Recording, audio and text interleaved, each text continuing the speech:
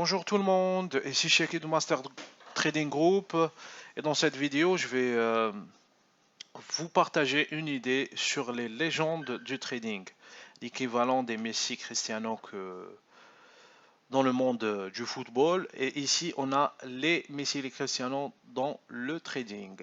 Alors dans cette vidéo je vais encore parler de l'analyse technique vs l'analyse fondamentale et voir comment cette dernière est perçue par les légendes ou par les professionnels. Ici, on a Stanley Druckenmiller.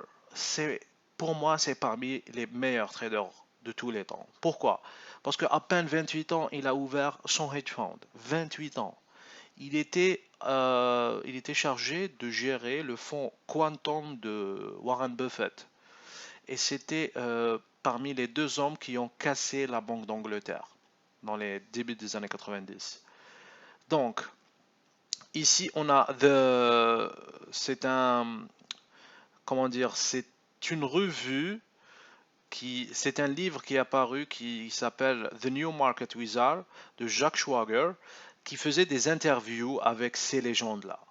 Il leur posait des questions sur le domaine du trading, comment ils faisaient pour prédire et anticiper les marchés, quelle était leur méthode, quelle était leur méthode plutôt, et ainsi de suite. Alors, qu'est-ce qu'il a dit Druckenmiller? Regardez ici attentivement. Finally, my technical analysis showed that the breadth wasn't there. That is, the market's strength was primarily concentrated in the high capitalization stocks, with the broad spectrum of issue lagging well behind. This factor made the rally look like a blow-off. Ok, ensuite, qu'est-ce qu'il lui a dit qu'est-ce qu'il a posé? Qu'est-ce qu'il lui a posé Jacques Schwager? How can you use valuation for timing? Ok, c'est quoi le timing? Eh bien, tout simplement, c'est de l'analyse technique. Regardez ce qu'il a répondu.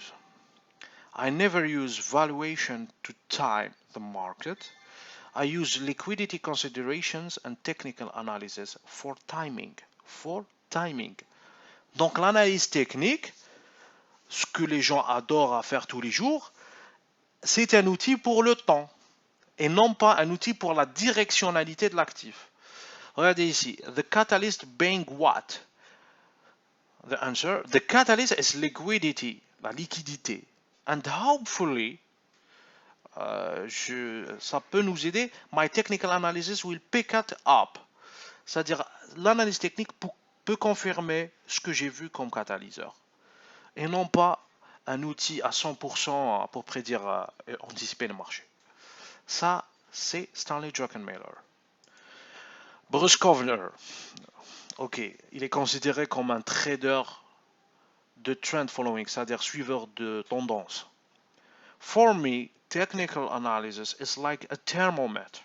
Fundamentalists who say they are not going to pay any attention to the chart are like a doctor who says he's not going to take a patient temperature.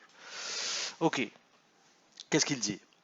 Il dit très simple, il dit que celui qui prétend que l'analyse technique n'a pas sa part dans le jeu, c'est comme un médecin ou un docteur qui n'utilise pas un thermomètre pour voir la température de son patient. Il insinue quoi par là? Ça veut dire que l'analyse technique est faite pour avoir le sentiment de marché, si vous voulez. Ensuite, on continue. But of course, that would be cheerfully. If you are a responsible participant in the market, you always want to know where the market is, whether is it hot and excitable, stable, or cold and stagnant. C'est-à-dire, si vous êtes responsable et vous pouvez gérer de l'argent, vous devez savoir est-ce que le marché il est excitable et chaud ou froid et stagnant, tout simplement. Donc, est-ce qu'ils ont parlé de prédire la directionnalité? Est-ce qu'ils ont dit que l'analyse technique peut nous donner la direction? Non. Et c'est des gens qui gèrent des milliards de dollars. Des milliards. Ok. On passe au troisième. Celui-là, c'est Bill Leipzig. Leipzig. Je ne sais pas comment ça se prononce. De toute façon, ça, c'est un pur analyse technique.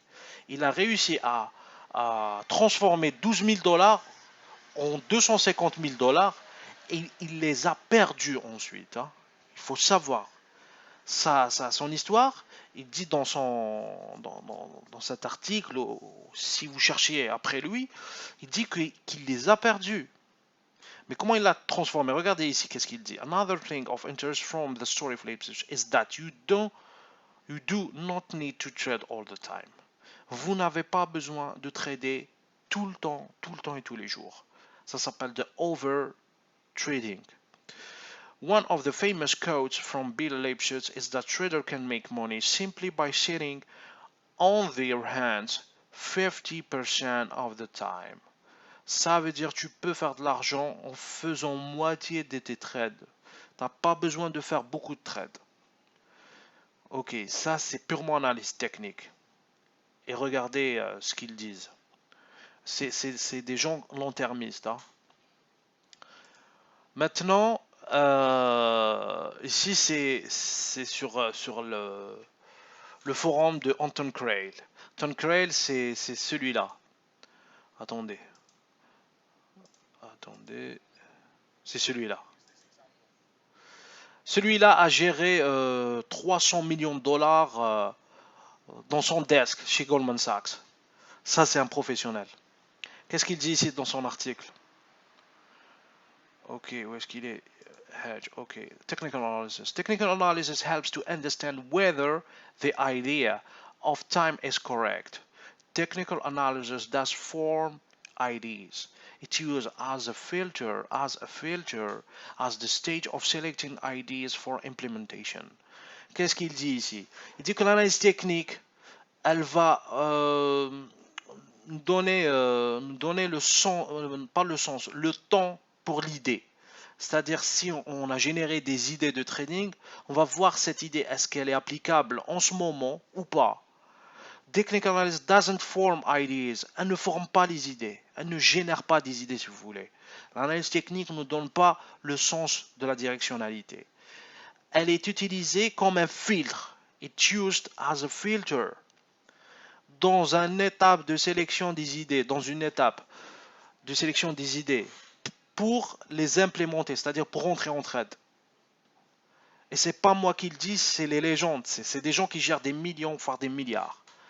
Vous comprenez? Donc tous les traders particuliers qui utilisent l'analyse technique comme, je ne sais pas, comme en full time et en full... c'est-à-dire ils basent toute leur stratégie sur l'analyse technique. Regardez, vous êtes tout simplement à l'opposé de ce qu'ils font les professionnels. C'est ça ce que je veux dire. Ok, on continue. Ça, c'est ZAS. Saikota. Saikota, oui. Saikota, c'est un analyste technique, lui aussi, mais ce trader était connu pour ses modèles sur Internet.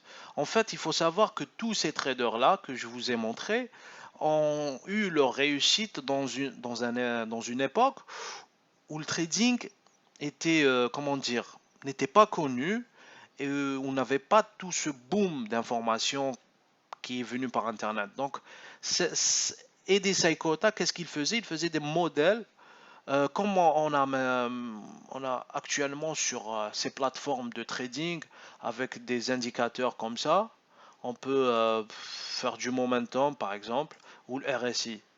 Lui, il programmait ça. Vous comprenez? Ce fut un temps, les traders calculaient cet RSI. À un moment donné, on n'a pas Internet, on n'a pas d'ordinateur. Avec l'avènement des ordinateurs, ID Saikota commençait à faire des modèles. Donc, the trading strategy for ID Saikota.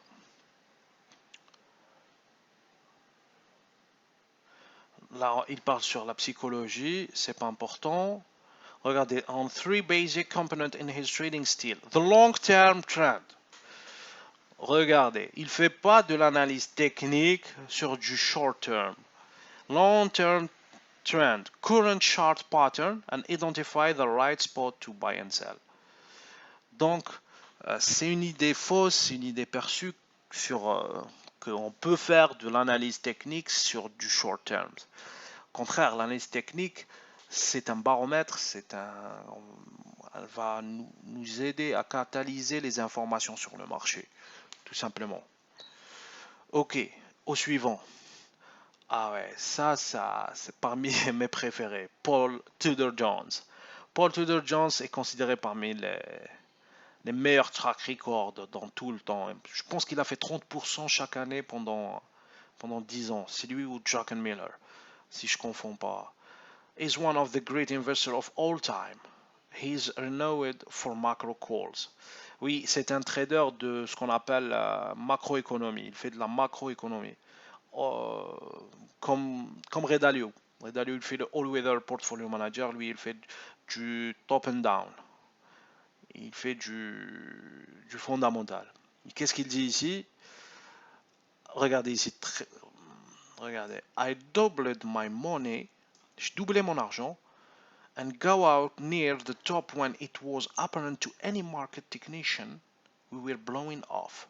J'ai doublé mon argent dans le temps où le marché apparaissait aux techniciens qu'il va descendre, blowing off. It's amazing how well one can trade when there is no leverage, no performance. Ça, il parle avec par rapport à la performance.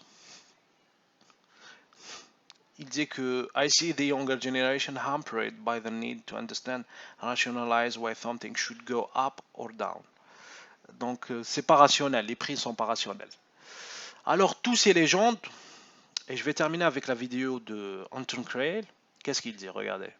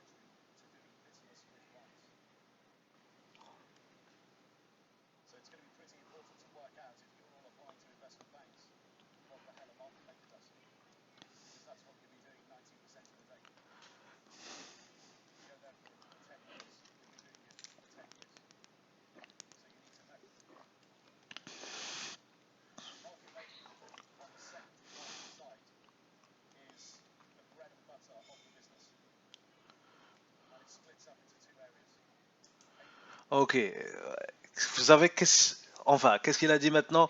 Il a dit que le market making is bread and butter of the secondary market, c'est-à-dire le market making, c'est le pain au chocolat pour marché secondaire.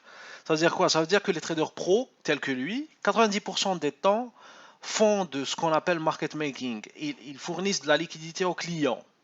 Et 10% ils font du proprietary trading, prop trader. C'est-à-dire qu'ils génèrent de l'argent avec l'argent de la banque ou du hedge fund. Ça veut dire quoi encore une fois? Ça veut dire que 90% le marché ne fait rien. Et 10% il bouge. Et je vous laisse deviner pour les gens qui tradent tous les jours sur le court terme avec l'analyse technique. Toutes ces, toutes ces, tous ces ingrédients font que vous perdez votre argent et votre temps, bien sûr. Donc, comment vous l'expliquer là? C'est très simple. Et encore, je vais aller plus loin. Je vais vous montrer quelque chose. Ici, c'est mes matrix. Mes matrix, c'est quoi? C'est les tableaux de bord où je peux voir le pouls du marché. Par exemple, ici, je vais prendre Euro-USD. Allez, la paire la plus prisée dans le Forex. Ici, je suis en 8-6-2020, le 8 juin 2020. Depuis juin jusqu'au septembre, j'ai short dans le interbillet. En fait, il faut savoir que je compare les deux économies, USD et l'Europe. Et j'ai des convictions. Donc ici, regardez, 38%, 35%, moins 18, 18, 29, 29, 22, 15. Ça diminue. Et ici, c'est short l'euro-dollar. Mais regardez, moins 8, moins 17, moins 18, moins 15, moins 7, moins 7, moins 3. Ça diminue. Ça veut dire quoi? Ça veut dire ce tableau me dit que je suis acheteur l'euro-dollar. Oui. Je ne peux pas vous l'expliquer parce que ça prend des heures, voire des jours. parce que c'est un travail colossal qui est derrière. Donc, moi, je suis acheteur depuis juin. Et on va voir qu'est-ce qu'il a fait l'actif. L'actif, et bien tout simplement, regardez, l'euro-dollar, on va aller ici, juin, ok, ici juin, ouais, le 1er juin. Paf, on monte, on corrige, on monte, on monte, on monte, on monte. Et toute cette montée depuis juin, il n'a fait que 6,44, voire 7%. Alors qu'une action américaine fait ce pourcentage dans une seule journée. Comment j'ai su ça? Eh ben, c'est pas l'analyse technique qui m'a dit ça, mais c'est l'analyse fondamentale. Et qu'est-ce que je fais maintenant? C'est le timing, c'est-à-dire l'analyse technique me dit de rentrer dans une configuration c'est-à-dire, ok, on est acheteur l'euro-dollar, ce point d'entrée est optimal, donc je rentre. Vous comprenez le processus qui est derrière? Maintenant, je vais, je ne sais pas moi, on va voir USD-CAD alors. Ouais, USD-CAD. Encore depuis juin, regardez, je suis vendeur. Long, moins 33, moins 30, moins 42, moins 39. En fait, c'est pas une conviction. Il a stagné dans le pied interne. Par contre, dans comparatif, je suis short avec une conviction accroissante qui donne une grosse conviction. Moins 8, moins 7, moins 23, moins 23, moins 23. C'est-à-dire, je monte dans le short depuis juin. Ok, qu'est-ce qu'il a fait? On va voir. Depuis juin, qu'est-ce qu'il a fait? USD CAD. USD CAD. Ok, regardez, juin, où est-ce qu'il est juin? Avril, juin, le 8 juin. Juin, c'est ici. Il a fait une petite correction. Paf! Il est descendu. Et ça, c'est que avec l'analyse fondamentale que j'ai la directionnalité.